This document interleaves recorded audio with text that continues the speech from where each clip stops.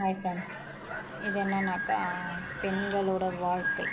பெண்களோட வாழ்க்கை வந்து அம்மா வீட்டோட எல்லாமே முடிஞ்சிடும்.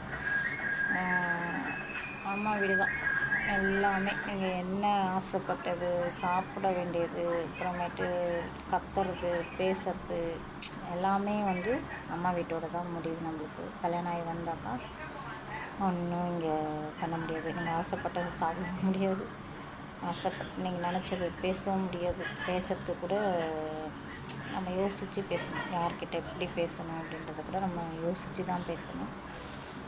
அந்த பொண்ணுங்களோட லைஃப் வந்து அம்மா வீட்டோடு தான். எல்லாமே அம்மா வீட்டோடு தான். எல்லாமே நீங்கள் ஒரு அட்டம் பிடிக்கணும், நீங்கள் உங்கள் விருப்பப்பட்டது நீங்கள் கேட்கணும் அப்படின்னா கூட எல்லாமே அம்மா வீட்டோட முடிஞ்சிடும். இந்த மாமியார் வீட்டிலலாம் வந்து நீங்கள் ஒன்றுமே பேச முடியாது.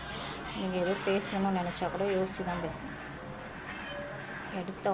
எடுத்த கவுத்தன்னு எதுவும் பேசவும் முடியாது. இந்த இடத்துல அம்மா வீட்டில் பேசலாம், எதுனாலும் லூஸ் மறுக்க பேசிட்டு சமாளிச்சிடலாம். ஆனால் இங்கே வந்து நீங்கள் எது பேசணும்னாலும் யோசித்து பேசணும். அம்மா வீடு தான் எல்லாத்துக்கும். அம்மா வீடு தான் காலத்துக்கும். நம்மளுக்கு கல்யாணம் ஆகி எத்தனை வருஷம் ஆனாலும் அம்மா வீடு தான். அம்மா கிட்ட போய் அடம் பிடிக்கும், என்ன வேணுமோ அது கேட்கலாம், செய்யலாம், அடம் பிடிக்கலாம், எல்லாமே பண்ணலாம். மாமியார் வீட்டில் இங்கே அவங்க வச்சு தான் சாப்பிட்டா நம்ம அவங்கக்கிட்ட எதுவுமே பேச முடியாது. இதுதான் நிறைய பெண்களோட லைஃப் போயிட்டுருக்கு.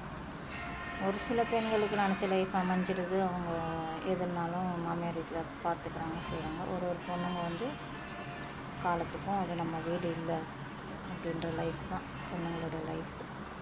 அம்மா வீடு தான் அப்படின்னு சொல்லிட்டு நிறைய பொண்ணுங்களுக்கு அம்மா வீடு தான். அம்மா அப்பா இருக்கிற வரையும் தான். அது கூட அம்மா அப்பா இல்லைன்னா நீங்கள் நினச்சது எதுவுமே பண்ண முடியாது. எதுவும் சாதிக்கணும், ஏதோ ஒன்று பேசணும், அம்மா கிட்ட அட்டம் பிடிச்சி அப்படி இது சாதிச்சிட்டேன் அப்படின்னு சொல்கிறது கூட அம்மா வீட்டில் தான் முடியுமே தவிர மாமியார் வீட்டில் எதுவுமே முடியாது. Bye friends.